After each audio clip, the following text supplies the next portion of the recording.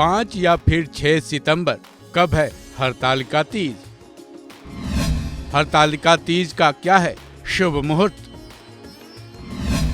हरतालिका तीज की क्या होती है पूजा विधि?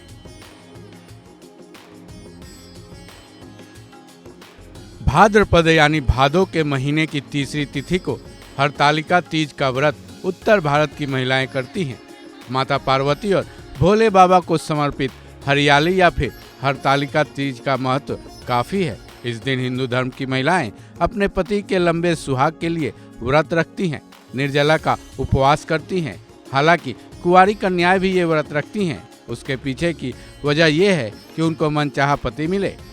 हरतालिका व्रत की एक खास बात यह है कि इसको आजीवन रखा जाता है जब तक किसी भी महिला का पति जिंदा हो।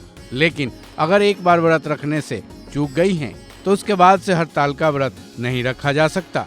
अब सितंबर का महीना शुरू हो चुका है। अंग्रेजी कैलेंडर के मुताबिक हरतालिका व्रत सितंबर के महीने के पहले हफ्ते में रखा जाना है।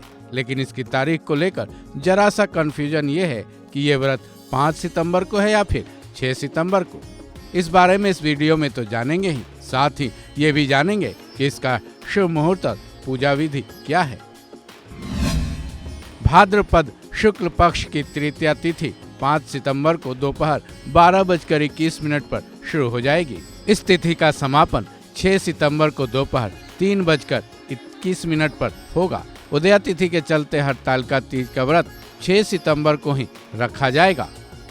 अब आते हैं इसके शुभ मुहूर्त पर। हिंदू पंचांग के मुताबिक हरतालिका तीज की पूजा किसी भी समय पर की जा सकती है। फिर भी इसके शुभ मुहूर्त की बात करें तो इसका समय 6 सितंबर की सुबह 6:02 से लेके सुबह के ही 8:33 तक है। ये भी बताया गया है कि सुबह में और प्रदोष काल के वक्त हरतालिका तीज के तहत भोले बाबा और माँ पार्वती की पूजा करने से ज्यादा फायदा मिलता है।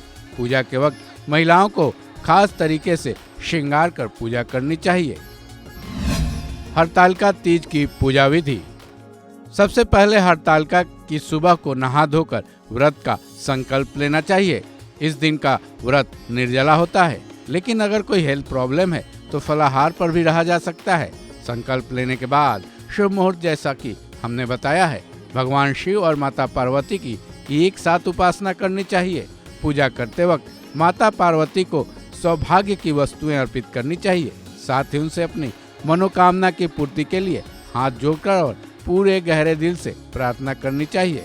इसके अलावा शिव पार्वती को फल फूल, मिठाई, धूप, कपूर अर्पित करनी चाहिए। साथ ही साथ विवाहिता महिलाएं अपनी सास को सौभाग्य की वस्तुएं अर्पित करें और उनसे आशीर्वाद जरूर लें। भगवान की पूजा का समापन हो जाने के बाद इस व्रत का पारायण करना चाहिए। कई लोग इसे पारण करना भी कहते हैं। हिंदू पंचांग के मुताबिक हरतालिका तीज की रात को जागरण करना चाहिए और उस वक्त भोले बाबा के मंत्रों का जाप लगातार करते रहना चाहिए। इस खबर में बस इतना ही। बाकी अपडेट्स के लिए जुड़े रहें वन इंडिया हिंदी के साथ।